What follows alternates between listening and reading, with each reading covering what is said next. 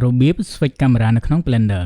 ឬក៏យើងហៅថាដូរប្លង់កាមេរ៉ានៅក្នុង Blender អញ្ចឹងឧទាហរណ៍ថាបើសិនជាអ្នកទាំងអស់គ្នាមានកាមេរ៉ា2នៅក្នុង Blender ហើយអ្នកទាំងអស់គ្នាចង់ធ្វើការ switch នៅលើហ្នឹងដោយអ្នកទាំងអស់គ្នាអត់ចង់ធ្វើការ render ម្ដងមួយ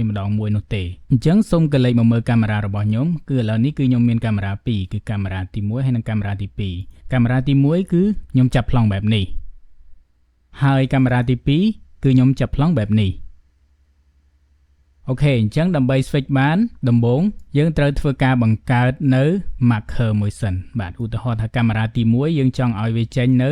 frame ដំបូងគឺ frame ទី1អញ្ចឹងយើងចូលនៅលើ frame ទី1មកយើងចុចកន្លែង marker ហើយយើងចុចពាក្យថា add marker អូខេអញ្ចឹងយើងនឹងឃើញ marker មួយបែបនេះបន្ទាប់មកកាមេរ៉ាទី2ខ្ញុំចង់ឲ្យវាចាប់ផ្ដើមនៅ frame ទី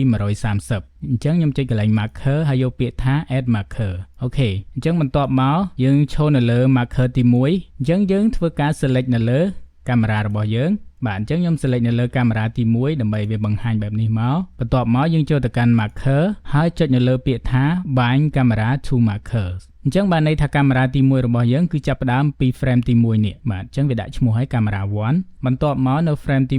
130បាទ marker ទី2អញ្ចឹងយើងចូលនៅលើ marker ទី2មកបន្ទាប់មកយើងចុច preview កាមេរ៉ាទី2សិនចុចឲ្យវាចេញប្លង់នៅក្នុងកាមេរ៉ាទី2បន្ទាប់មកយើងចូលទៅកាន់ marker ហើយចុចនៅលើពាក្យថា bind camera to markers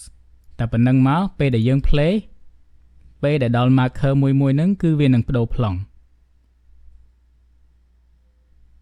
បាទអញ្ចឹងទោះបីជាអ្នកទាំងអស់គ្នាមានកាមេរ៉ាច្រើនប៉ុណ្ណាក៏អ្នកទាំងអស់គ្នាអាចធ្វើការបដូរប្លង់នៅលើ timeline តែមួយបានដែរដោយមិនចាំបាច់ render ម្ដងមួយកាមេរ៉ាអូខេអរគុណច្រើនមានតែប៉ុណ្្នឹងជួបគ្នានៅវីដេអូក្រោយទៀត